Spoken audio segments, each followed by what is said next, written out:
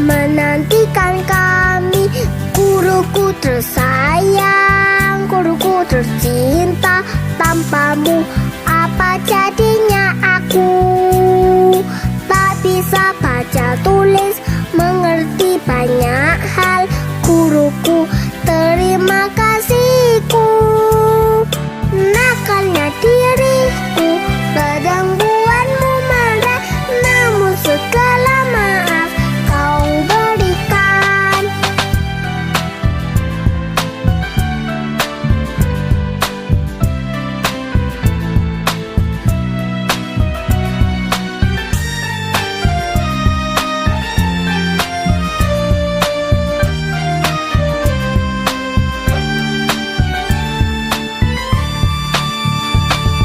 Selamat pagi semua, ku nantikan dirimu di depan kelasmu, menantikan kami. Guruku tersayang, guruku tercinta, tanpamu apa jadinya aku? Tak bisa baca tulis, mengerti banyak hal. Guruku, terima kasihku. Nakalnya diriku, kadang buatmu marah, namun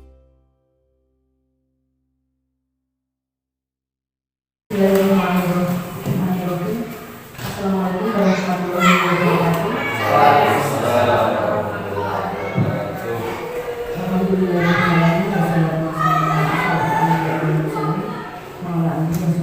Bapak Ibu peserta diseminasi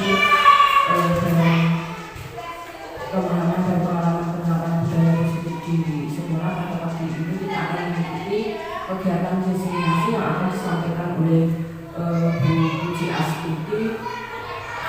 Untuk itu kita dalam hal ini pagi ini saya mengadakan kegiatan ini kita dengan bacaan bismillah sama-sama. Bismillahirrahmanirrahim. Waktu dan tempat kami persilakan kepada Assalamualaikum warahmatullahi wabarakatuh. Bapak Ibu semuanya, marilah kita menundukkan kepala sejenak, mohon kepada Allah Subhanahu wa Ta'ala. Mudah-mudahan dalam acara ini, yaitu acara diseminasi pemahaman dan pengalaman budaya positif di sekolah yang akan disampaikan oleh Ibu Puji Astuti Sarjana Pendidikan, memberikan manfaat bagi kita semua, memberikan kebaikan kepada kita semua, terutama kepada Bu Puji dan umumnya kepada kita semua, kebaikan sekolah kita semua. Alladzina wa sallallahu Rasulullah sallallahu alaihi wasallam. Al-Fatihah. A'udzubillahi minasyaitonir rajim. Bismillahirrahmanirrahim. Assalamualaikum warahmatullahi wabarakatuh. Waalaikumsalam. Selamat pagi Bapak Ibu Guru Hebat SDN 3 Makel. Izinkan saya di sini untuk berbagi pengalaman serta pemahaman yang saya dapatkan selama saya mengikuti kegiatan calon guru penggerak angkatan 7 di Kabupaten Trenggalek. Pada kesempatan hari ini kita akan belajar bersama, kita akan berkolaborasi, saling mendukung demi terwujudnya disiplin positif di SDN 3 Makel. Bapak Ibu semuanya, di sini kita semua sudah memahami dan tahu bahwa Bapak pendidikan kita adalah Bapak Ki Hajar Dewantara yang filosofi pendidikannya sejak zaman dahulu hingga zaman sekarang masih dipergunakan sebagai dasar pendidikan. Ada 4 yang umumnya. Yang pertama, trilogi pendidikan yang sudah kita kenal sebagai semboyan pendidikan, yaitu ing ngarsa sung tulodo, ing madya mangun karsa tuturi handayani. Yang selanjutnya yaitu pendidikan itu adalah menuntun kodrat anak. Maksudnya di sini bahwa anak tersebut tersebut masing-masing sudah ketika lahir itu sudah memiliki kodrat. Ada dua, yaitu kodrat alam dan kodrat zaman. Kalau kodrat alam itu yang dibawa sejak lahir. Masing-masing anak sebenarnya memiliki karakter-karakter sendiri. Sedangkan kodrat zaman sesuai dengan tuntutan zaman sekarang. Harapannya kita sebagai pendidik mampu membawa anak didik kita tersebut sesuai dengan kodrat alam dan kodrat zaman. Jika sekarang zamannya adalah teknologi, maka kita juga sedikit banyak harus mengajarkan anak-anak, membimbingnya agar mereka tidak salah memanfaatkan teknologi. Yang ketiga adalah berpihak pada anak. Jadi sebagai seorang pendidik, kita itu diharapkan apapun yang kita lakukan, keputusan apapun yang kita ambil, kegiatan yang kita berikan, objeknya adalah anak. Tujuan utamanya adalah agar anak merdeka, agar anak bisa mencapai kesuksesan, dalam artian mereka bisa mencapai kebahagiaan yang setinggi-tingginya untuk dirinya sendiri dan untuk masyarakat. Yang keempat adalah pendidikan bukan tabula rasa. Maksudnya di sini, jika dulu kita berpikir bahwa kita lahir ibaratnya kertas putih yang belum ditulisi, ternyata dalam dunia pendidikan hal tersebut kurang tepat, Bapak Ibu. Di sini ternyata sesuai dengan filosofinya KHD, ketika anak lahir itu ibaratnya kertas putih yang sudah ada tulisan samar-samarnya. Jadi anak lahir itu sudah ada karakter-karakternya, tetapi masih tipis. Nah, di sini kita sebagai lembaga pendidik diharapkan mampu menebalkan gambar yang masih samar tadi. Kita menebalkannya yang baik-baik. Setiap orang itu dibekali garis samar baik dan buruk. Tugas kita menebalkan yang baik dan menghilangkan, bukan menghilangkan, tetapi yang samar itu jangan sampai muncul dan mengalahkan yang baik tadi.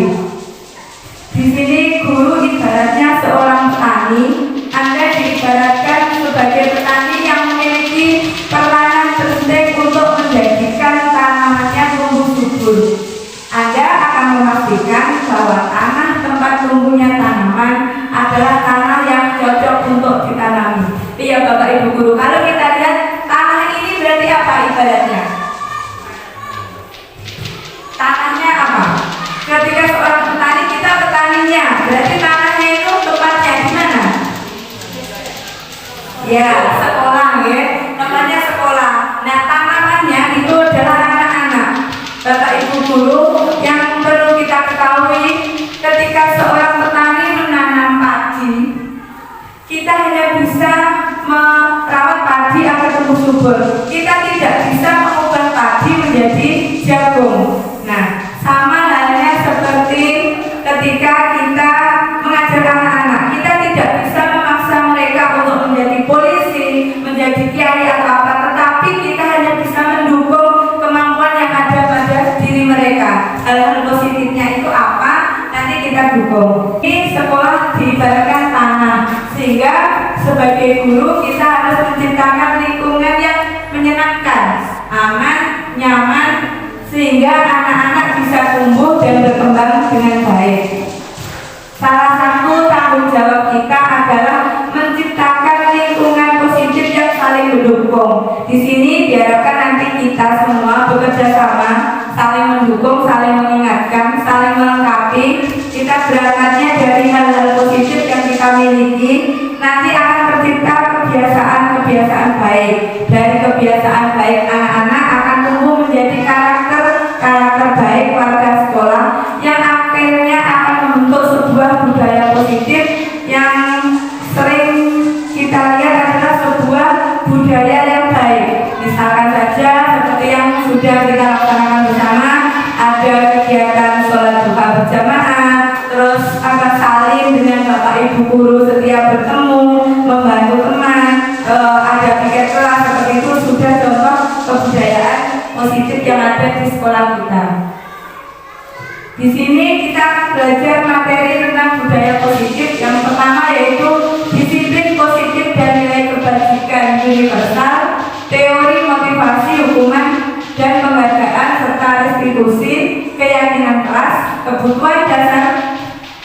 manusia, dan restitusi 5 posisi kontrol serta segitiga restitusi.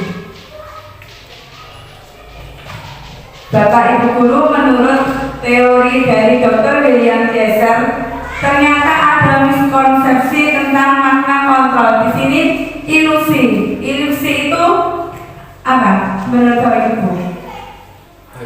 Ya, hanya bayangan, sesuatu yang tidak nyata dan sebenarnya tidak benar. Ternyata ada sebuah ilusi seorang guru mengontrol murid. Kita itu ternyata tidak benar, Bapak Ibu, jika kita mengontrol murid. Yang kedua, ilusi bahwa semua penguatan positif, efektif, dan bermanfaat. Nah, ini ternyata Bapak Ibu, setelah kemarin saya mengikuti kegiatan pembelajaran, kita memberikan reward kepada anak-anak itu tidak benar. Untuk jangka panjang anak itu tidak baik. Yang selanjutnya, ilusi bahwa kritik dan membuat orang merasa bersalah dapat menguatkan karakter. Ini saya sendiri pun kadang kita sering ketika tidak anak melakukan kesalahan, kita menjadikan kamu ini berulang kali melakukan kesalahan seperti itu. Ternyata untuk kedepannya tidak baik untuk psikologi anak didik kita. Yang selanjutnya, ilusi bahwa orang dewasa memiliki hak untuk memaksa. Nah, ini seringkali kita lakukan pada anak kita di rumah. Merasa kita sudah lahir dulu, tahu semuanya, harus manut pada ayah ibu. Ternyata itu tidak baik. Lanjutnya seperti ini, sesuatu yang perlu kita pahami yang diharapkan di sini adalah nanti kita bisa menjalankan yang di teori kontrol. Nah, biasanya kita kadang berpikir saya bisa mengontrol orang lain. Ternyata tidak bisa. Yang bisa kita kontrol adalah diri kita sendiri. Pemaksaan ada pada saat bujukan gagal. Kita ketika membujuk anak kita mau beli ini, kita kan tidak boleh ya, kita bujuk kadang-kadang ketika kita bujuk tidak bisa, kita memaksa. Nah, hal tersebut ternyata tidak benar. Yang benar harusnya kita melakukan kolaborasi dan diskusi dengan anak kita. Kita belajar tentang disiplin positif. Nah, Bapak Ibu, ada 2, disiplin dan disiplin positif. Kalau disiplin di sini lebih cenderung kita itu mematuhi peraturan yang ada. Sudah ada peraturan, kita patuh. Kita tidak boleh misalnya datang terlambat. Tetapi kalau disiplin positif itu kita dasari dari motivasi intrinsik kita. Jika motivasinya sudah dari dalam diri kita, maka akan tercipta anak-anak yang mandiri dan bertanggung jawab. Di sini sesuai dengan Ki Hajar Dewantara menyatakan bahwa untuk mencapai kemerdekaan atau dalam konteks pendidikan kita saat ini, untuk menciptakan murid yang merdeka, syarat utamanya harus ada disiplin yang kuat. Disiplin yang dimaksud adalah disiplin diri yang memiliki motivasi internal. Karena jika motivasi itu hanya ekstrinsik atau eksternal dari luar, tidak bertahan lama. Misalkan saja anak-anak akan mengikuti kegiatan yang kita lakukan itu karena dipaksa atau karena saya takut nanti dimarahi Bu Lulu, saya takut kalau nanti dimarahi Bu Puji. Itu masih motivasi eksternal. Tapi kalau anak-anak saya mau ikut, biar saya bisa berubah, biar saya dapat ilmunya, itu akan lebih lama. Bapak Ibu Guru, nilai kebajikan universal. Intinya nilai kebajikan universal itu adalah nilai-nilai yang paling baik yang ada di kehidupan kita. Sesuai dengan kalau di dunia pendidikan kita yang digaungkan oleh Bapak Menteri kita, yaitu adanya profil pelajar Pancasila. Yang biasanya kita mengajak anak-anak untuk menyanyikan lagunya. Nah, di sini nilai-nilai kebajikan universal ini adalah hal-hal yang mulia yang ingin kita capai, hal-hal yang baik yang diterapkan dalam kehidupan kita sehari-hari. Bapak Ibu, di sini kita belajar motivasi perilaku manusia. Mengapa kita melakukan sesuatu? Kenapa Bapak Ibu kita selalu melakukan suatu kegiatan?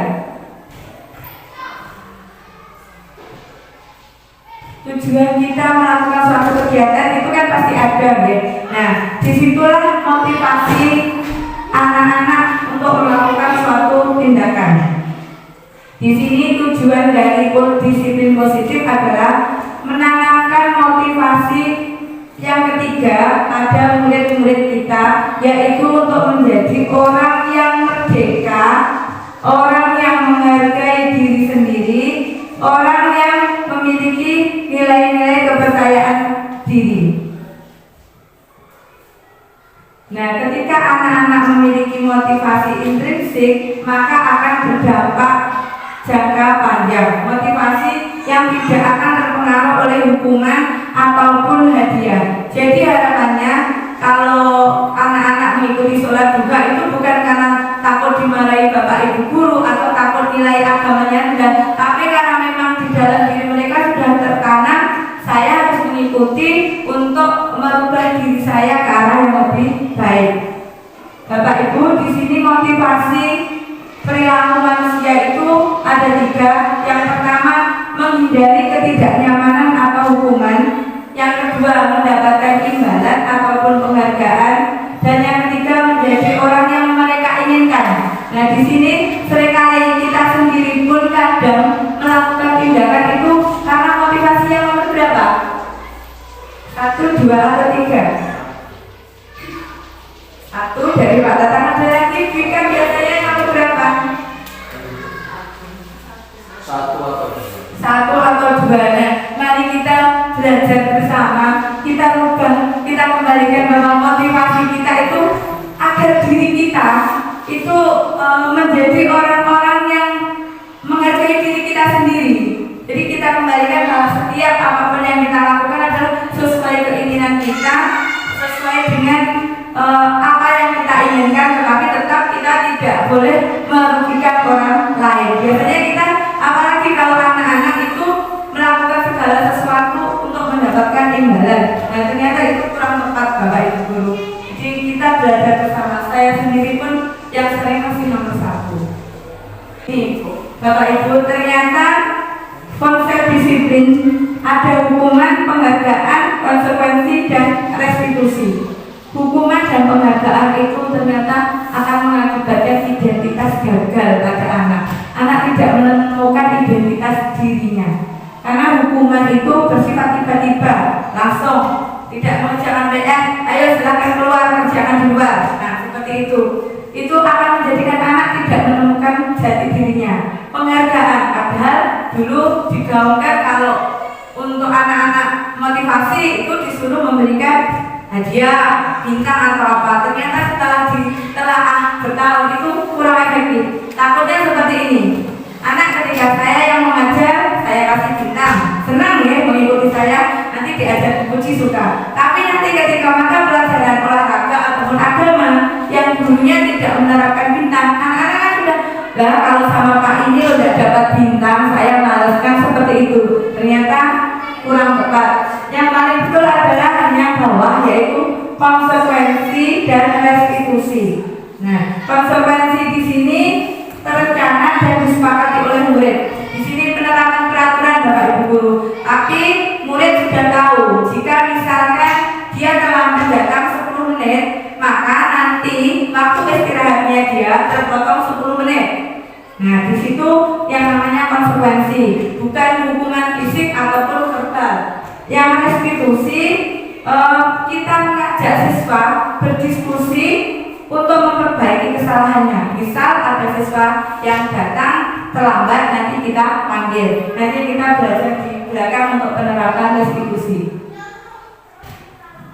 Nah, Bapak Ibu Guru, yang perlu kita ketahui seperti ini. Hukuman itu murid menjadi rendah diri. Untuk penghargaan tidak sesuai untuk jangka panjang. Menghukum dengan sistem ranking. Nah, ternyata seperti ini Bapak Guru, kita memberikan ranking pada anak-anak dan diumumkan itu ternyata kurang tepat untuk saat ini ya, karena pasti akan ada merasa yang musisi, apalagi kalau dia di ranking bawah. Karena pada dasarnya setiap anak adalah ranking 1 di bidangnya masing-masing. Kalau konsekuensi ini memang murid tidak nyaman, hampir sama dengan hukuman, hanya saja kalau hukuman itu sepihak, kalau konsekuensi anak-anak sudah tahu. Dan yang paling bagus yaitu restitusi. Di sini murid kita ajak belajar memecahkan masalah, nanti bersama-sama memperbaiki dirinya. Nah, di sini kita belajarnya restitusi, Bapak Ibu guru yang paling baik. Restitusi adalah proses kolaboratif yang mengajarkan murid untuk mencari solusi untuk masalah dan membantu murid berpikir tentang orang seperti apa yang mereka inginkan dan bagaimana mereka harus memperlakukan orang lain sesuai dengan yang ditulis Kelson Gosen tahun 1996. Restitusi bukan untuk menebus kesalahan, namun untuk belajar dari kesalahan. Restitusi memperbaiki hukuman. Restitusi adalah tawaran, bukan paksaan. Di sini kita menuntun, melihat ke dalam diri, fokus pada karakter bukan tindakan, mengembalikan murid yang berbuat salah pada kelompoknya menjadi pribadi yang lebih percaya diri. Jadi harapannya nanti jika kita sudah menerapkan restitusi, anak yang melakukan kesalahan itu akan kembali berbaur dengan temannya tanpa merasa rendah diri. Di sini mengapa keyakinan kelas, mengapa tidak peraturan kelas saja, mengapa adanya keyakinan kelas penting untuk terbentuknya sebuah budaya positif, dan bagaimana mewujudkan sebuah keyakinan kelas yang efektif.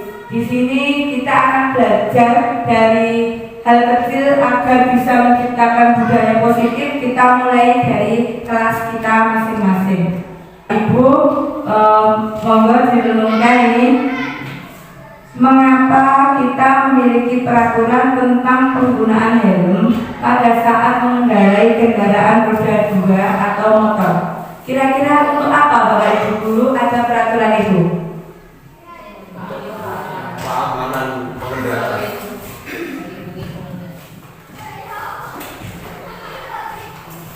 Yang pertama itu terkait keamanan tentunya, karena kalau kita memakai helm ketika terjadi yang tidak kita inginkan maka akan aman, tentunya kalau kita akan aman, itu yang pertama.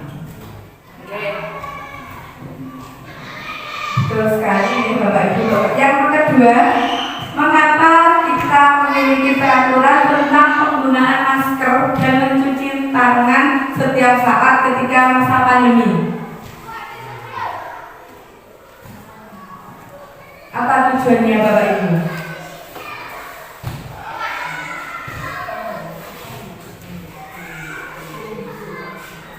Apa?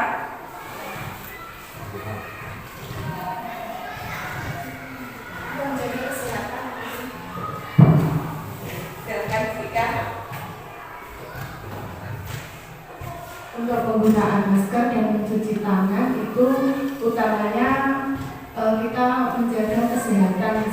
Misalnya dari masker biasanya kalau di jalan raya itu kan banyak debu. Dengan pakai masker mungkin kita akan terhindar dari debu-debu tersebut yang masuk ke tubuh kita.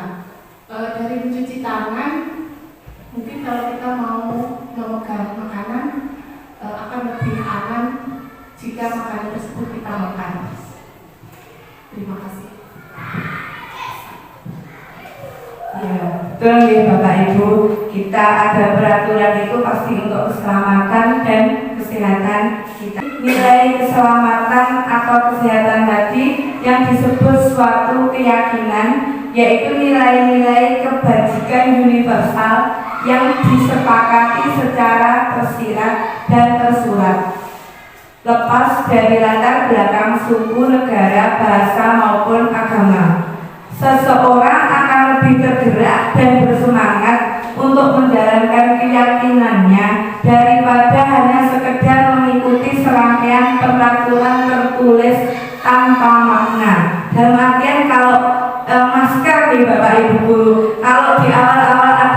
COVID, kita itu seperti terpaksa kemana-mana kok disuruh pakai masker. Tetapi semakin kesini kita sadar ketika kita perjalanan seperti yang disampaikan Bu Ika, jika kita tidak memakai masker maka debu akan terhirup. Akhirnya tanpa diperintah, tanpa disuruh, itu pun kita sudah selalu memakai masker, apalagi ketika perjalanan jauh. Ketika helm, kalau kemarin mungkin pakai helm, lah kok abot-abot ya, berat. Nah, tetapi ketika musim hujan, karena kita membutuhkan, tanpa disuruh kita juga sudah memakai helm. Nah, harapannya anak-anak itu juga seperti itu, Bapak Ibu Guru. Tanpa kita harus memberitahu mereka kalau sudah ada sampah, oh ya langsung dibuang. Ada apa itu terasnya kotor, langsung ambil alat pel untuk dipel. Kita tanamkan pada diri mereka bahwa kebersihan itu adalah hal yang utama. Contoh keyakinan kelas. Di sini setiap anggota berkontribusi dalam menentukan dan menyusunnya. Ini selanjutnya kita belajar 5 kebutuhan dasar manusia. Kita semua membutuhkan ini, Bapak Ibu. Yang pertama, bertahan hidup. Selanjutnya, kasih sayang dan rasa diterima, kebebasan, kesenangan, dan penguasaan.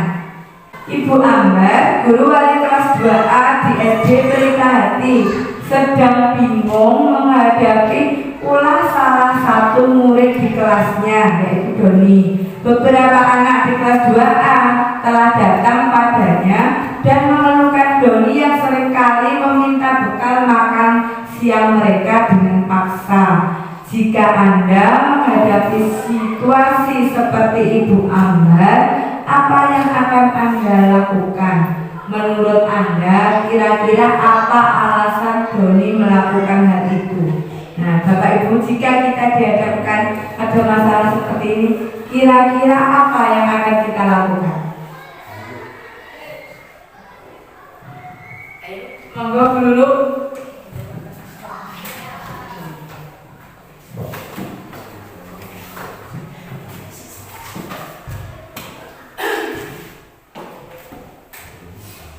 Pertama-tama mungkin kita akan melakukan pendekatan kepada Doni dengan memanggilnya. Lalu kita akan menanyakan mengapa Doni melakukan hal seperti itu. Apa alasan dia? Apakah dia itu tidak membawa bekal dari rumah, atau dia itu menginginkan bekal makanan bermacam-macam dari bekal yang dibawa? Mungkin seperti itu. Oke, terus kalau menurut Bu Lulu sendiri kira-kira alasannya Doni apa? Nanti kita cross-check menurut Bu Lulu sendiri. Kalau tadi kan kita tanya anaknya, kalau belum tanya anaknya kira-kira karena apa? Mungkin ibunya memasaknya sebelumnya waktu dia berangkat. Selain itu mungkin ditinggal orang tuanya jadi ya, bisa juga ya, karena di rumah sama neneknya, ibunya kerja, jadi berakibat seperti kita lihat.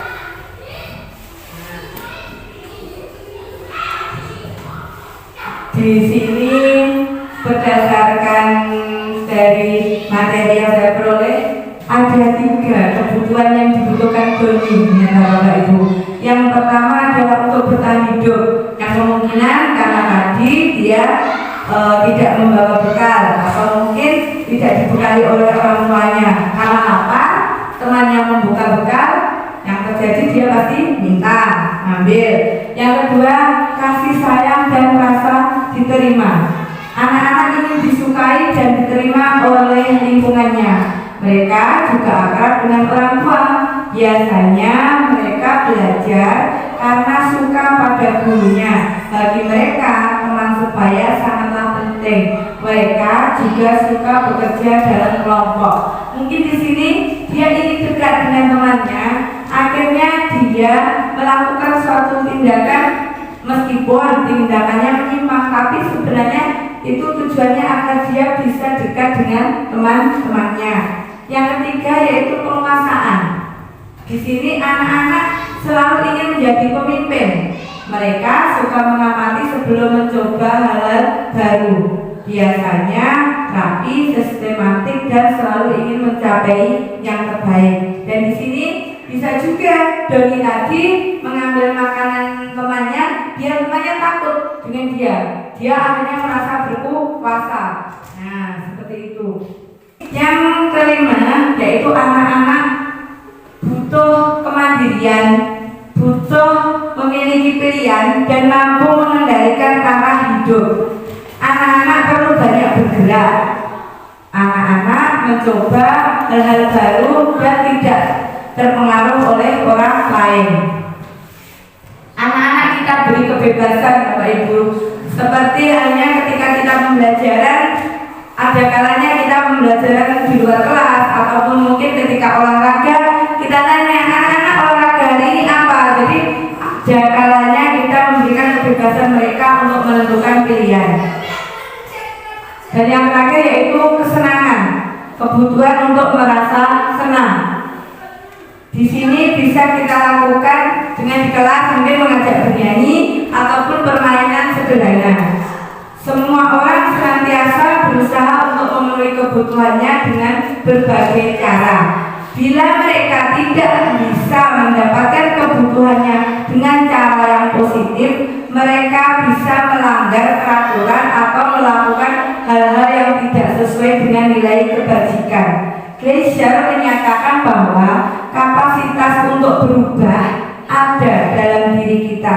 Jika kita dapat mengidentifikasi kebutuhan apa yang mendorong perilaku kita, maka perubahan perilaku positif dapat dimulai dengan mencari solusi untuk memenuhi kebutuhan tertentu dengan cara yang positif. Jadi kita bisa melakukan perubahan, kita mulai dari diri kita, Bapak Ibu Guru. Kita pasti tahu saya ini tipe orang yang butuhnya apa.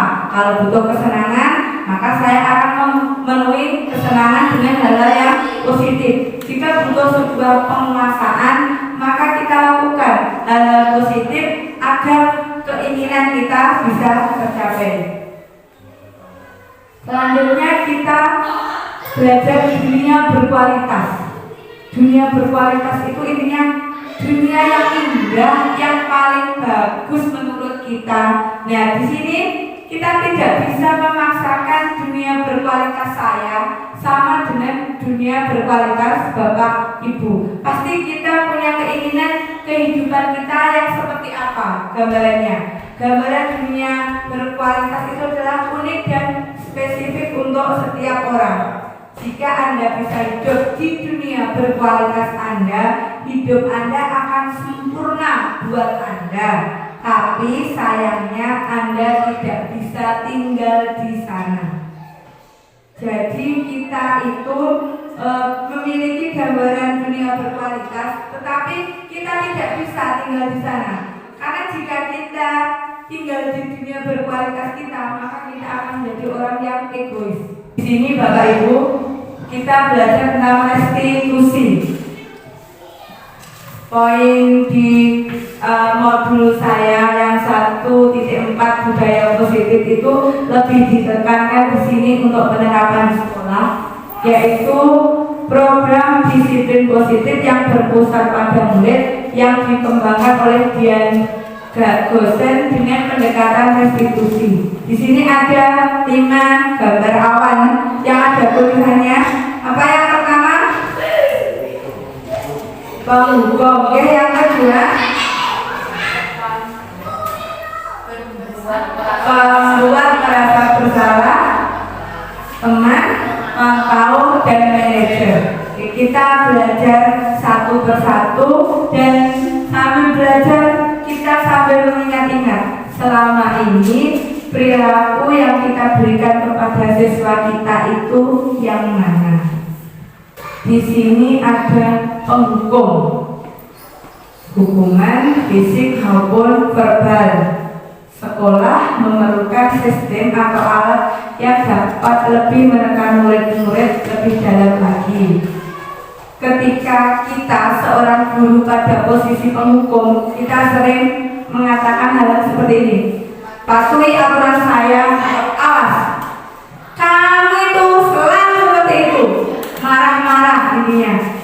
Misal ada yang datang telat, tok, maaf Bu, saya telat. Kamu itu setiap hari selalu telat, selalu tidak masuk, tanpa kita mendengarkan alasannya dia apa. Di sini kita merasa paling benar, dan kita merasa bahwa cara mendidik anak ya cara saya ini yang betul. Nah seperti itu kurang tepat. Di sini seorang guru yang tipe penghukum itu menggunakan ancaman untuk mengatur murid-murid. Dan ketika siswa bertanya, kita berpikirnya bahwa anak tersebut menghina kita. Seakan-akan ketika anak itu banyak tanya, kita tidak terima. Dan selanjutnya yaitu akibatnya ini Bapak Ibu guru yang harus kita hindari itu kasihan ke anaknya, karena murid menjadi berontak dan menyalahkan diri sendiri, marah, berdendam, dan merasa gagal.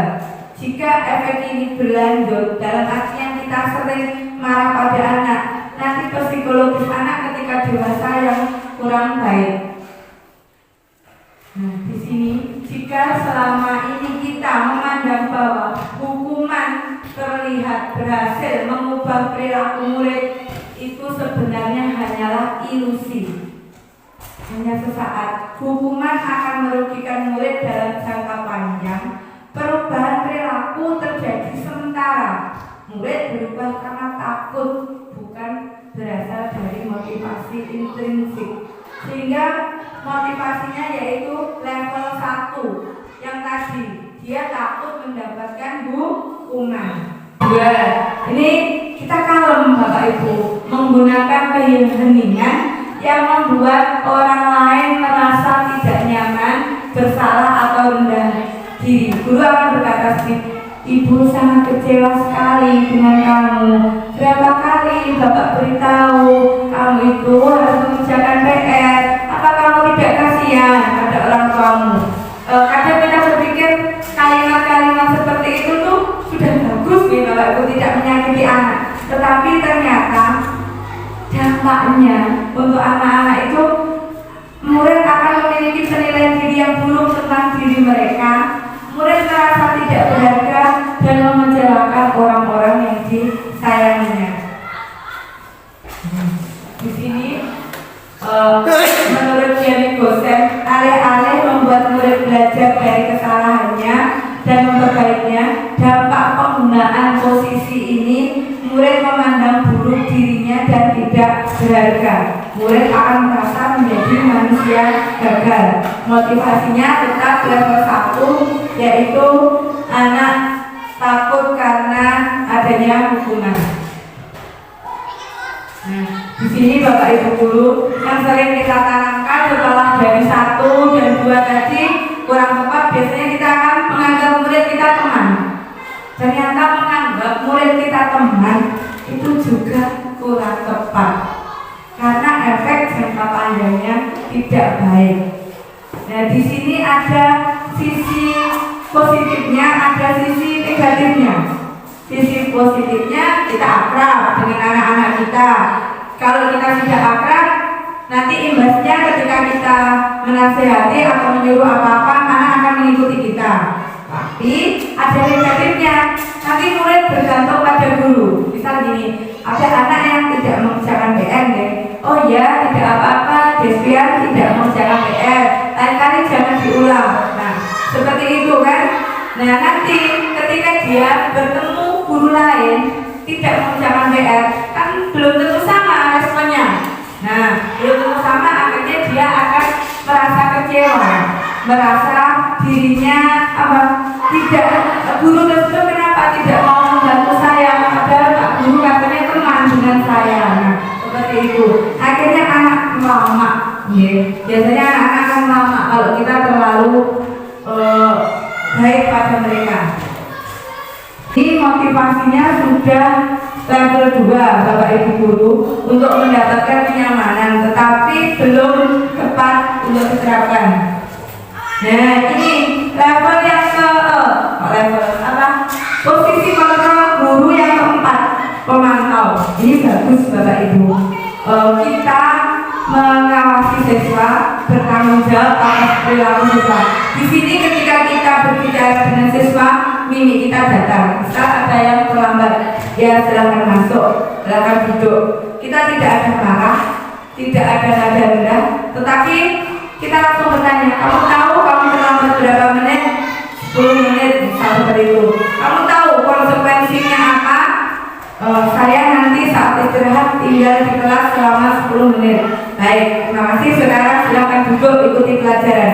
Datang saja Bapak Ibu Guru. Tapi di sini anak-anak sudah paham.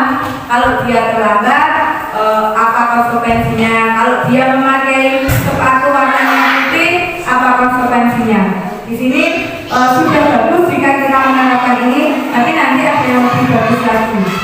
Di sini guru hanya bertindak sesuai dengan peraturan, menegakkan peraturan yang ada, tidak menyakiti murid, tidak menunjukkan sikap akrab. Di sini tidak emosi, siswa tidak takut. Gestur dan ekspresi guru datar. Namun di sini murid tidak mampu melihat esensi peraturan karena dikaitkan dengan konsekuensi. Karena tadi ketika datang telat ada konsekuensi, pasti juga akan ada rasa mangkal atau kenapa temannya sudah istirahat dia belum. Nah, kita menuju ke yang kelima. Ini posisi yang paling bagus Bapak Ibu Guru. Posisi ini bisa menyesuaikan kondisi anak yang kita hadapi. Ada kalanya kita kembali ke posisi teman, ada kalanya kita kembali ke posisi pemantau. Di sini guru berbuat sesuatu secara bersama dengan murid, mempersilahkan murid mempertanggungjawabkan perilakunya, mendukung murid menemukan solusi, menangani masalah mengacu pada restitusi. Guru mengajak murid berkolaborasi. Di sini, biasanya guru akan berkata, apa yang kita yakini. Kita sebelumnya kita sudah harus memiliki suatu keyakinan bersama dengan anak-anak. Seperti yang saya terapkan di kelas 6, membuat keyakinan kelas bersama. Jadi ketika anak melakukan suatu pelanggaran, misalnya tidak mengerjakan PR, jadi dia melanggar satu keyakinan, yaitu berkomitmen pada setiap tugas. Jadi dia sudah melanggar satu keyakinan. Maka kita bertanya pada anak tersebut, apa yang akan kita lakukan?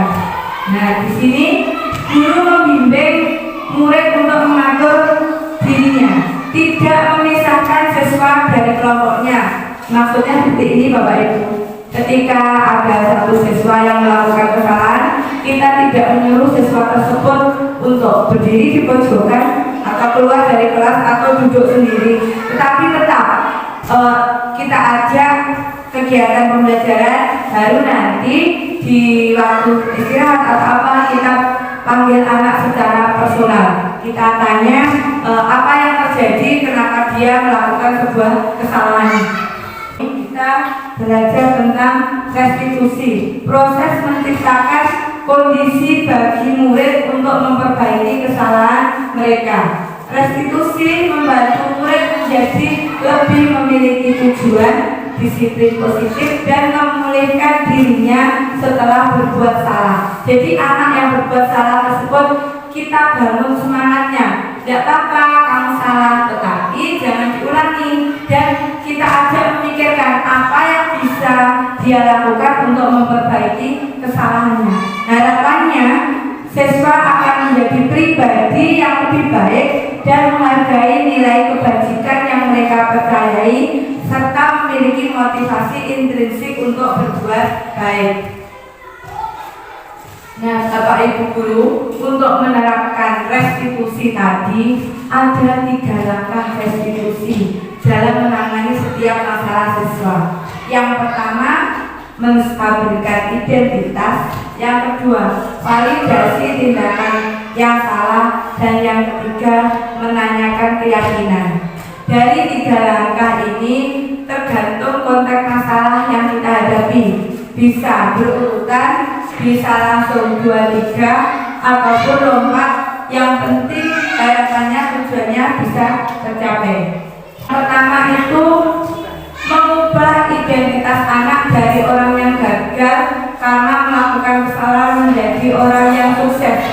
Kita harus meyakinkan si anak dengan cara menyatakan kalimat-kalimat seperti ini. Berbuat salah itu tidak apa-apa. Tidak ada manusia yang sempurna. Saya juga pernah melakukan kesalahan seperti itu. Kita bisa menyelesaikan ini. Bapak Ibu tidak tertarik mencari siapa yang salah, tetapi Bapak Ibu ingin mencari solusi dari permasalahan ini. Kamu berhak merasa begitu.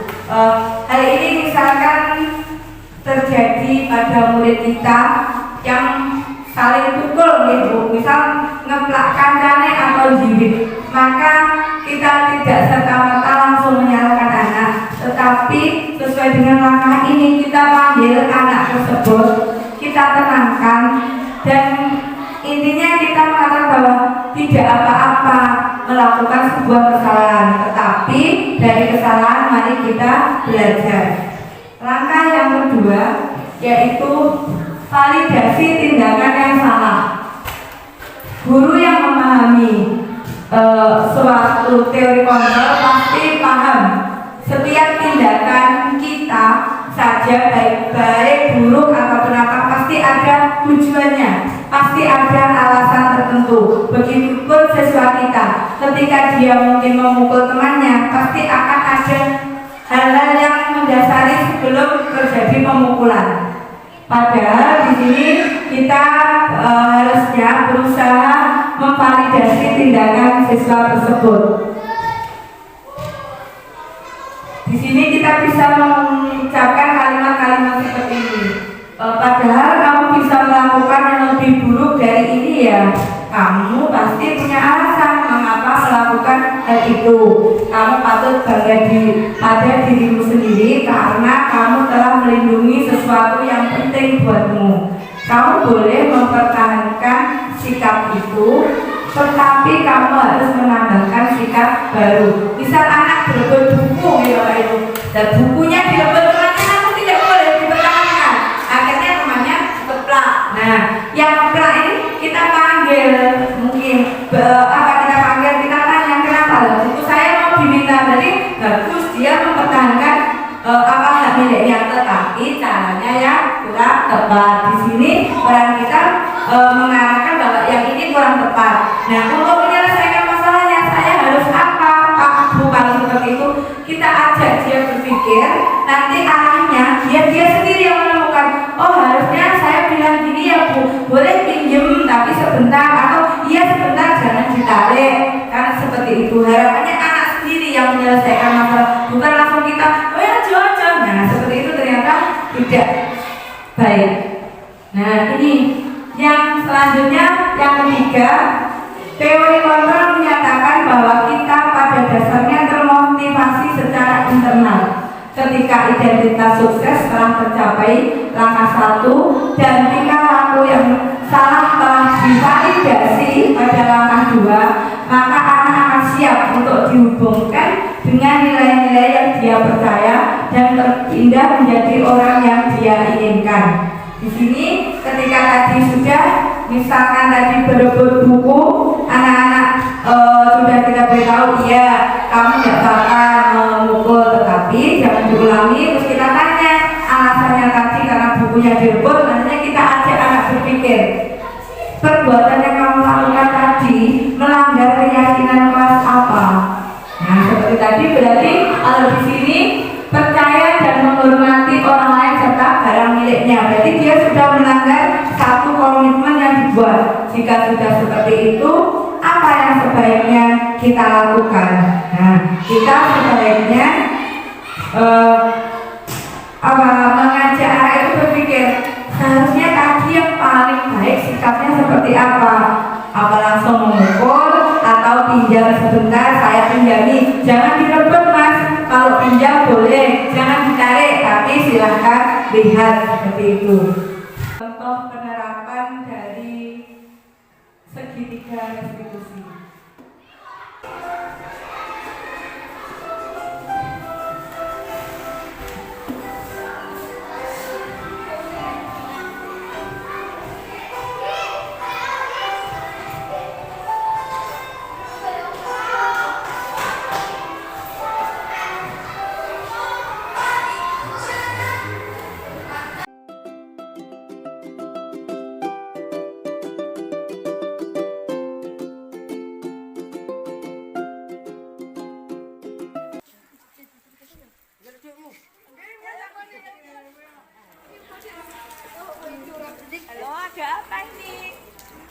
Oh, enggak boleh toh, Pak. Ayo, dikembalikan. Sudah, sekarang masuk kelas. Topa, apakah kamu tahu kenapa ibu memanggil kamu ke sini? Ya Bu, saya tahu. Kira-kira kesalahan apa yang kamu lakukan hari ini? Saya meminta uang kepada adik kelas. Terima kasih Topa, kamu telah jujur. Kamu berani mengakui kesalahan kamu. Di sini ibu tidak menyalahkan kamu sepenuhnya karena ibu tahu kamu pasti memiliki alasan. Tapi sekarang mari kita sama-sama mencari solusi agar kamu tidak mengulangi perbuatan kamu lagi. Baik Bu, terima kasih. Maaf kalau ibu boleh tahu apa alasan kamu melakukan perbuatan tadi? Hari ini saya hanya mendapat uang saku 5.000 dan sudah habis untuk beli jajan tadi pagi. Ya, oh iya, ibu mau tanya, perbuatan kamu tadi itu sudah benar atau belum? Perbuatan saya salah Bu dan tidak sesuai dengan keyakinan kelas. Iya, terima kasih kamu telah menyadarinya. Oh iya, kamu masih ingat beberapa keyakinan kelas yang telah kita sepakati bersama? Masih tidak terlambat ke sekolah, saling menghargai teman, tidak membuang sampah sembarangan, saling tolong menolong. Ya, sekarang ibu mau tahu apa yang akan kamu lakukan untuk memperbaiki kesalahan kamu hari ini.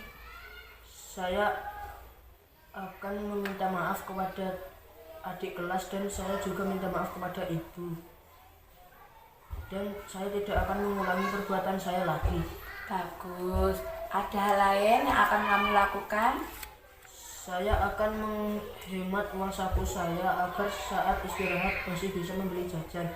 Baik, betul sekali. Ibu sangat menghargai apa yang kamu sampaikan hari ini. Ibu juga berterima kasih atas kejujuran kamu.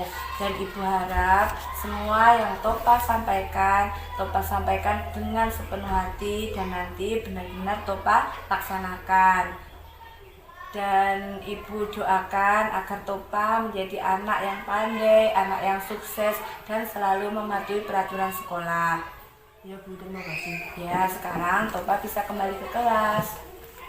Di sini Bapak Ibu, ketika anak melakukan kesalahan, seyogianya ketika dia saat itu salah, tidak langsung saat itu kita memanggilnya. Apalagi ketika di jam-jam pelajaran, kita persilahkan masuk, kita ajak anak mengikuti pembelajaran dulu, baru nanti ketika jam istirahat ataupun jam longgarnya Bapak Ibu kita panggil secara personal, kita ajak berbicara, kita menanyakan kenapa kamu tadi melakukan hal tersebut. Selanjutnya kita ajak berpikir bagaimana dia memperbaiki kesalahan tersebut agar tidak diulang. Kemarin saya sudah menerapkan beberapa, meskipun ada banyak siswa yang masih mengulanginya, tetapi sedikit banyak sudah mulai tertanam di dalam pikiran mereka jika mereka harus menyelesaikan tugas-tugasnya. Bapak Ibu guru, harapannya nanti Bapak Ibu guru semuanya akan bisa menentukan keyakinan kelas masing-masing dengan siswa-siswanya agar harapan di sekolah kita memiliki budaya positif bisa tercapai. Di sini prosesnya yang pertama kita mengidentifikasi kebutuhan dasar siswa. Yang kedua, menuliskan hal-hal positif yang bisa dilakukan siswa. Kita ajak anak-anak untuk menuliskan seharusnya kalau di sekolah itu apa yang kita lakukan, kalau datangnya bagaimana, ketika pelajaran seperti apa, ketika istirahat seperti apa. Dari hasil tulisan anak-anak nanti kita pandu diskusi anak-anak untuk menyusun sebuah keyakinan yang bisa dilaksanakan bersama. Selanjutnya kita pasang keyakinan kelas di kelas. Jadi ketika anak-anak melakukan kesalahan, kita ingatkan ini adalah keyakinan yang kalian buat sendiri, yang kalian tanda tangani sendiri, bukan paksaan dari Bapak Ibu guru. Jadi nanti jika anak sudah terbiasa, maka akan terbiasa membuang sampah. Itu pun juga bukan karena selalu diingatkan, tetapi karena mereka ya saya sudah yakin di situ akan melakukan hal-hal yang bertanggung jawab. Jadi saya harus membuang sampah sekolahnya. Di sini proses menentukan keyakinan kelas ini dokumentasi yang saya miliki Bapak Ibu guru. Ketika yang pertama anak mengisi angket, itu angket kebutuhan dasar. Jadi kita tahu di kelas kita anak-anak itu kebutuhan dasarnya apa? Kesenangan, penguasaan, atau kebutuhan bertahan hidup. Nanti bisa saya bagikan angketnya jika Bapak Ibu guru ingin melaksanakan. Yang selanjutnya yang foto Bapak itu anak-anak saya minta menulis hal-hal positif apa yang sebaiknya kita lakukan selama di sekolah.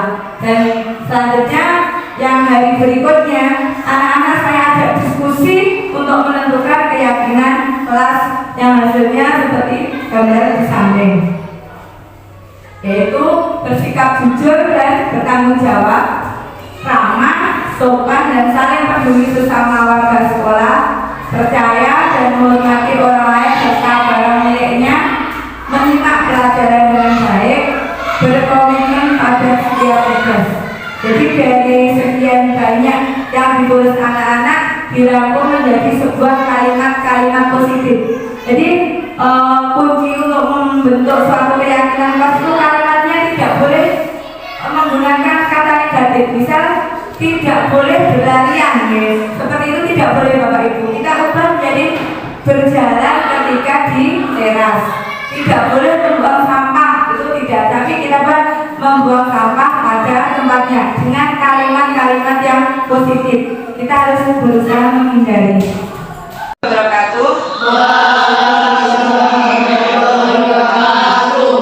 Anak-anak, ini hasil dari keyakinan kelas yang sudah kita sepakati kemarin bersama. Ada 5 poin penting. Nah, di sini harapannya kalian akan melaksanakan keyakinan-keyakinan yang sudah kita sepakati bersama. Yang pertama silakan dibaca, Kesia. Bersikap jujur bertanggung jawab. Yang kedua, Ramah, sopan dan saling peduli sesama warga sekolah. yang ketiga, Percaya dan menghormati orang lain serta barang miliknya. yang keempat, Menyimak pelajaran dengan baik. dan yang terakhir. Berkomitmen pada setiap tugas. Nah, harapannya nanti kalian akan melakukan kebiasaan-kebiasaan baik ini. Tidak langsung harus berubah, tetapi pelan-pelan. Tugas dikerjakan tepat waktu, di kelas aktif, menghargai teman, dalam artian tidak mengejek baik kepada kakak kelas ataupun adik kelas. Hormat pada Bapak Ibu guru, melakukan perbuatan dan perkataan yang sopan selama di sekolah. Sebagai bukti bahwa kalian menyetujui ini hasil kesepakatan kita, maka silakan nanti kalian membubuhkan tanda tangan di atas nama kalian. Ya, ini mari silakan dipasang. Silakan 2 anak di depan.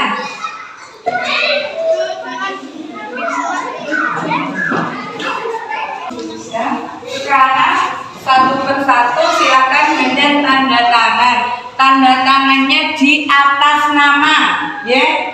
Yang pertama Lydia.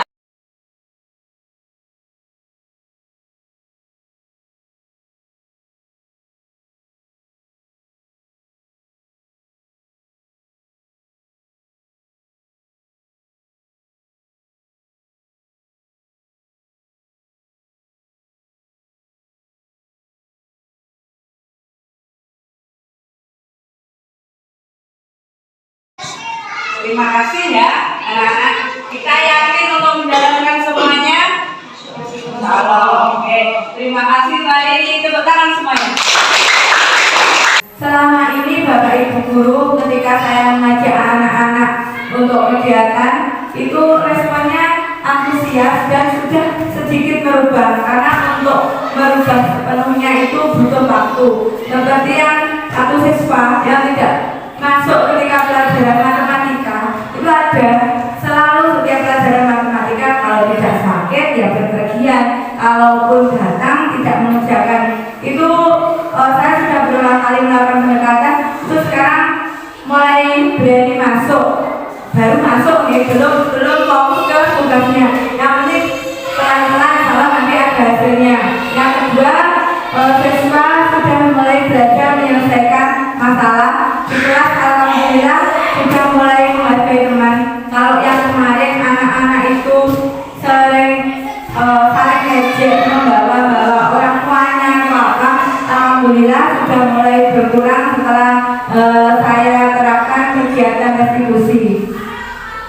siswa menjalankan semua perilaku karena motivasi internal.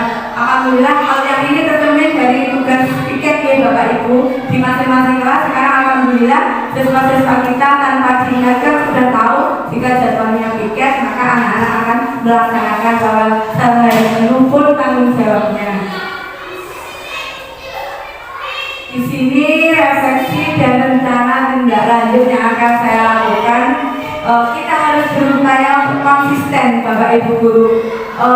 Nah ini yang paling sulit adalah konsisten. Kadang kita semangat di 1 bulan pertama, tetapi kita merasa lelah di bulan-bulan berikutnya. Hal seperti ini yang harus kita perangi dalam diri kita. Intinya kita itu harus semangat dan yakin pasti akan ada hikmahnya di belakang nanti.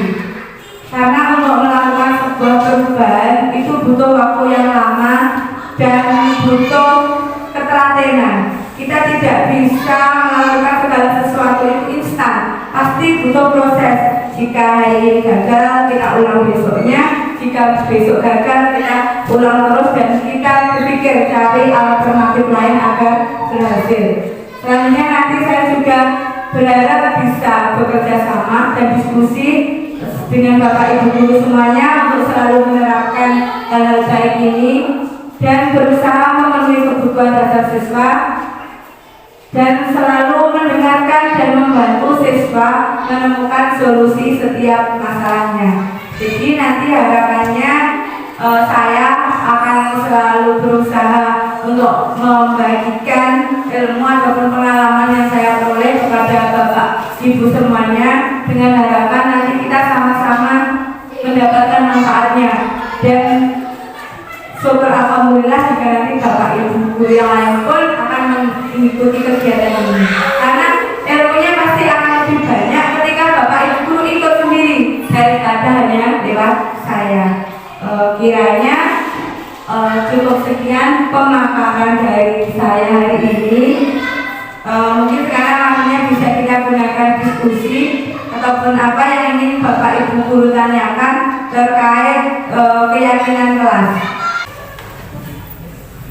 Tentang keyakinan tadi diskusi ternyata di akhir materi panjenengan menyampaikan bahwasanya keyakinan itu terbentuk itu dari satu kelas itu membuat tulisan atau seperti komitmen yang dibutuhkan ya. Saya ternyata sudah bersalah jadi tidak perlu saya sampaikan karena dari awal tadi saya sudah bingung ini kok ada timbul keyakinan sehingga dapat bisa pun ketika anak merasa melanggar atau kurang tepat atau terlambat tadi dia secara konsisten atau secara dengan keyakinannya sendiri melaksanakan keyakinannya. Ternyata keyakinan itu memang awalnya begitu. Jadi awalnya awal pertama pembelajaran berarti dalam kelas itu berkomitmen mengenai ya gitu. Ini itu yang ini masukan atau pertanyaan atau apa karena sudah dijawab. Betul. Pertama untuk menciptakan budaya positif kita mulai dari kelas kita masing-masing. Kita buat keyakinan dengan anak-anak. Setelah itu jika di masing-masing kelas nanti sudah ada keyakinan, seyogianya nanti kita membuat suatu keyakinan sekolah Bapak Ibu Guru. Jadi satu keyakinan sekolah tersebut nanti bukan hanya untuk muridnya tetapi untuk Bapak Ibu Gurunya. Tetapi untuk prakteknya karena kita ini ibaratnya masih merangkak dari awal nanti di masing-masing kelas. Monggo Bapak Ibu Guru yang lain silakan bagaimana pendapatnya tentang pemaparan yang saya sampaikan. Dulu monggo. Yang berkaitan dengan guru tidak bisa menjadi senang tadi loh.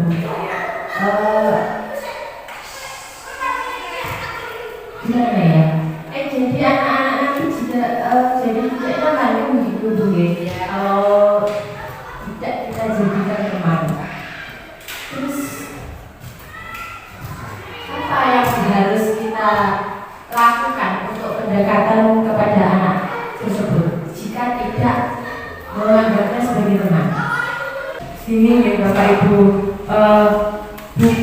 bukan tidak menjadi teman itu tidak boleh, hanya saja posisi kontrol ketika anak melakukan kesalahan kita tidak boleh menganggap anak itu teman. Maksudnya di sini posisi kita ketika anak melakukan salah ya, itu kita tidak boleh ibaratnya kalau dengan teman kan dengan kalimat yang ya sudah tidak apa-apa nanti ibu bantu seperti itu kan anak akan merasa terbantu. Misal ada yang tidak mengerjakan PR, kita bilangnya ya sudah tidak apa-apa tidak mengerjakan PR, cuma sampai di situ kan. Akhirnya kan anak-anak berikutnya lagi dia tidak mengerjakan PR dan sudah tidak apa-apa tidak mengerjakan PR, itu kan anak merasa selalu kita bantu.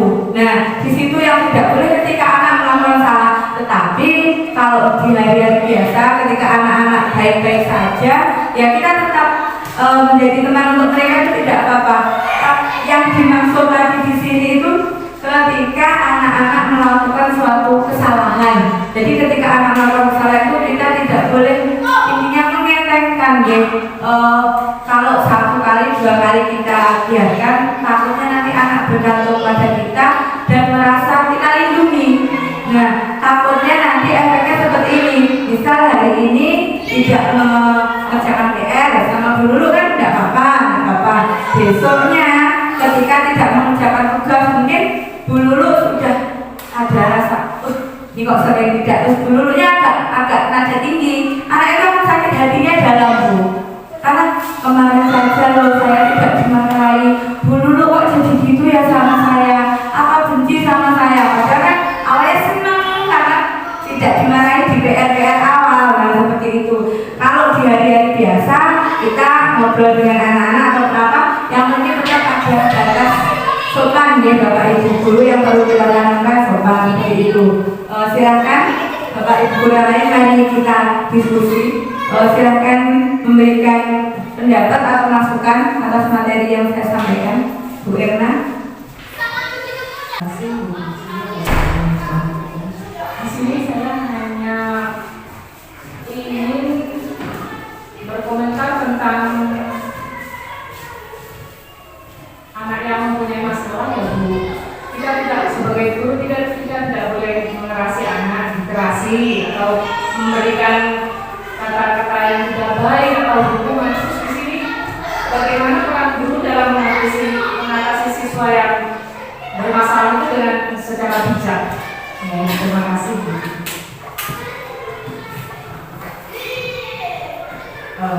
Di sini kita harapannya yang tadi Bu menerapkan segitiga restitusi. Jadi kita belajar, saya pun juga masih belajar di sini. Ketika anak melakukan kesalahan itu kita manusia biasa Bapak Ibu guru. Ada kalanya jika berulang kali kita akan emosi juga. Emosi apalagi jika dikandani kalem-kalem sudah 3 kali tidak ada efek bergeten ya pasti. Nah tapi di sini yang diharapkan idealnya sesuai dengan teori yang ada itu tetap kita memanggilnya, kita tanya, kita ajak komunikasi tadi. Jika nanti memang kita memerlukan, tidak ada salahnya Bapak Ibu guru kita berkolaborasi dengan wali murid.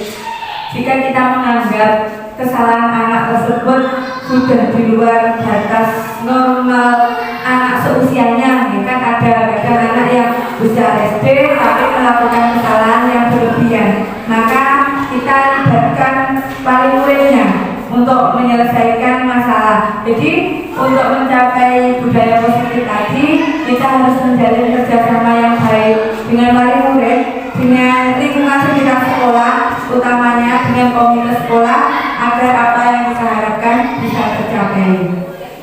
Yang lain monggo Bapak Ibu guru silakan. Terima kasih Bu Uci. Dengan adanya diskriminasi ya, ini tadi memberikan pelajaran yang berharga terutama pada diri saya pribadi sebagai guru bahwa kalau selama ini saya sendiri menganggap jika anak yang anak itu pelanggar perawatan itu kadang masih menggunakan kekerasan verbal itu saya rasa kalau sebelumnya saya menganggap itu hal yang biasa, dan setelah ada bencana ini ya alhamdulillah ada pengetahuan baru, dan semoga dengan adanya diseminasi ini saya bisa merubah sikap saya sebagai guru untuk mengajak anak menjadi lebih sabar lagi dan dengan melaksanakan apa yang saya tadi, yaitu yang kelas itu. Dan terima kasih sekali, ini sangat berharga bagi saya pribadi untuk kebaikan ke depannya. Terima kasih. Terima kasih Pak Oto atas apresiasinya. Di sini yang belajar bukan cuma jenengan, tapi saya juga masih belajar. Saya di sini hanya berbagi pengalaman, bukan yang sudah ahli, meskipun di depan kita sama-sama belajar. Monggo Bapak Ibu guru yang lain. Terima kasih Bu Budi atas waktunya yang telah diberikan untuk materi yang diberikan ini. Alhamdulillah sangat bermanfaat bagi kami, khususnya saya dari guru kelas 1. Mungkin banyak kekurangan yang saya lakukan di kelas 1, bahwa kelas 1 itu adalah anak-anak yang masih istilahnya ngomong pusat titik. Oke, kadang anak-anak itu juga dikatakan musuh, kadang banyak ulang yang digunakan anak-anak setiap hari. Kali ini ulangnya kaki ini, ulangnya kaki, kadang dia merasa sehingga mengeluarkan kata-kata yang gimana kasar atau gimana. Dengan adanya diversifikasi ini, alhamdulillah banyak pengalaman yang saya peroleh, sehingga untuk kedepannya kita akan menjadi yang lebih baik. Terima kasih.